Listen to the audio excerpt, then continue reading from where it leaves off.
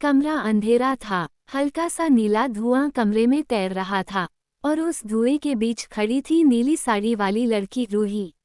लेकिन उसका चेहरा, उसकी आंखें आज कुछ अलग थीं। उसके थोड़ी ही दूर खड़ी थी नीले कपड़े वाली लड़की जूही, जो रूही की छोटी बहन थी। जूही ने डरते हुए कहा, दीदी अब ठीक हो ना? आपकी आवाज क्यों बदल गई है? रूही मुस्कुराई, एक ऐसी मुस्कान जिसमें प्यार नहीं साया था। योजक चिन्ह, योजक चिन्ह, योजक चिन्ह। स्मॉल डायमंड, सुकून की सच्चाई। रूही ने अचानक अपनी आवाज बदल कर कहा, मैं रूही नहीं, मैं सुकून हूँ। जूही की आंखें फैल गईं। कमरा जैसे ठंडा पड़ गया। सुकून बोली, रूही की रूह अब इस बोतल में कैद है। और उसने एक काली बोतल उठाई जिसके अंदर नीली रोशनी चमक रही थी। अंदर से रूही की आवाज आ रही थी, जूही मुझे बचाओ। जूही का गला सूख गया। योजक चिन्ह, योजक चिन्ह, योजक चिन्ह। Small diamond. नहर की एंट्री। इतने में दरवाजा धड़ाम से खुला। नहर कमरे में घुस आया। उसने दोनों बहनों को देखा। जूही रो रही थी और रूही जैसे किसी और की बन चुकी थी। नहर चिल्लाया, सुकून रूही को छोड़ दे। सुकून हंस पड़ी, क्यों छोड़ दूं? रूप रूही का, रूह मेरी, सब मुझे ही तो देखना चाहते हैं। Small diamond. परिवार का दिमाग बदलना। तभी परिवार के लोग एक एक करके अंदर आए। सबने नीली साड़ी वाली लड़की को देखा और बोले, अरे ये तो रूही ही है। नहर, क्यों ड्रामा कर रहे हो?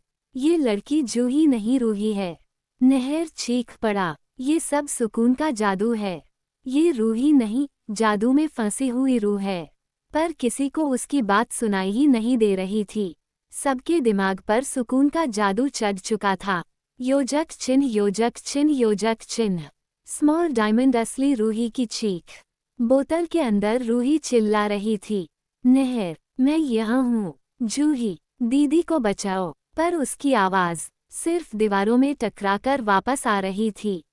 Small diamond. कहानी का बड़ा ट्विस्ट। अचानक घर का नौकर बोतल उठाकर बोला, अरे ये कौन फेंक गया? लगता है मच्छर वाला केमिकल है। और वह बोतल को लेकर स्टोर रूम की तरफ बढ़ गया। रूही की रूह अंदर से चीख रही थी, नहीं, मुझे मत ले जाओ। नहर ने देखा और उसकी आंखें खून की तरह लाल हो गईं। Small diamond. Final line, YouTube style ending. नहर ने सुकून की ओर देखते हुए कहा, सुकून तूने मेरी रूही को छुपा लिया है, लेकिन याद रखना, मैं उसे ढूंढकर वापस लाऊंगा, चाहे इसके लिए मुझे मौत से भी लड़ना पड़े। सुकून मुस्कुराए, देखते हैं नहर, तुम्हारी रूही मिलती है, यह हमेशा के लिए खो जाती है। और कैमरा धीरे धीरे बोतल की तरफ जूम करता है, जहां से रूही की हल्की सी रुलाई सुनाई देती है। अगर आपको ये कहानी पसंद आई हो तो चैनल को लाइक, शेयर और सब्सक्राइब ज़रूर करें, क्योंकि आगे आने वाला भाग 2 पहले से भी ज़्यादा डरावना होने वाला है।